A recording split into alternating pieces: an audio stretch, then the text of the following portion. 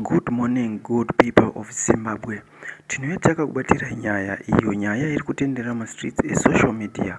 Tisingakutorerei nguva, nyaya iri kupisa pamusoro paPriscilla Chigumba. Regai tibva tanga kuverengerai.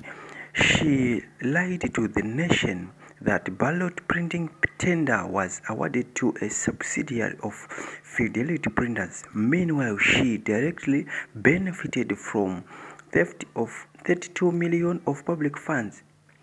Chigumba must resign now.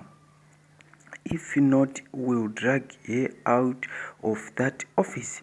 So hazvina kumira mushe munyika yeZimbabwe vaChigumba pane imwe nyaya yehori iri kubuda kusaidi kwavo zvekare. Pane yakabuda last time iri featured wiki neuchivhayo.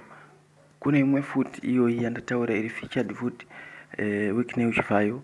So Chigumba neZANU-PF vane ukama pakuba.